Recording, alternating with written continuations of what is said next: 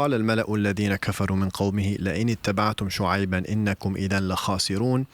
So the chiefs of those who disbelieved amongst his people, the Mala or the elite, said to their people, so they turn to their people now, they're not talking to Shu'aib, they say, if you follow Shu'aib, be sure then you will all be losers. So at this point, either they may fear, or either they fear that the people are going to start listening to Shu'aib, and typically it's going to be the people of a lower social standing who are going to be more receptive to the message.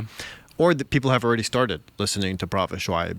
And it's a recurring theme in the prophetic stories, and you can apply it to,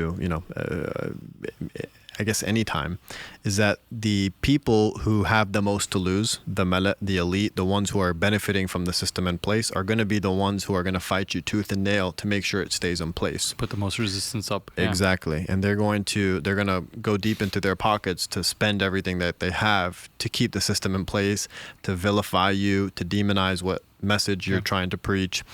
And it's the people exactly, and it's the people who are in the lower classes, the poor, the weak, the meek. They're the ones who are going to be most receptive, because they're not. They don't have as much to lose. And that's the irony, right? We mentioned this so many times that the podcast, the aim of it eventually is what? To improve the standing of Muslims, not just a Muslim or me or you, Muslims as a ummah. Right, for us to be stronger so we can improve the situation of Islam and Muslims throughout the world, especially here in the West. Correct.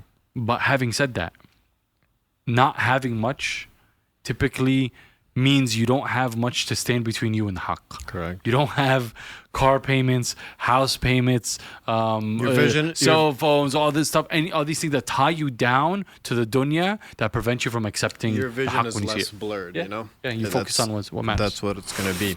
So what happens after this point? So not only have they disbelieved, but they're trying to repel others from believing. At this point, the punishment befalls them. فَأَخَذَتْهُمُ الرَّجْفَةُ فَأَصْبَحُوا فِي دَارِهِمْ جَاثِمِينَ. So the earthquake seized them. That was their punishment, and they lay dead, prostrated in their homes.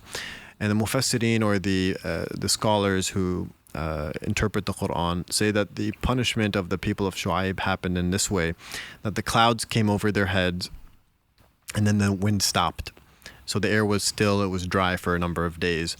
And that it's a punishment in and of itself, that the air be super humid, stilled, and it also stuffy. kind of if you're trying to imagine it, it's a bit ominous that, like, hey, where'd the wind go? Like, what happened? Where'd the wind go? Things are stopping. This kind of sounds like something is about to come upon us.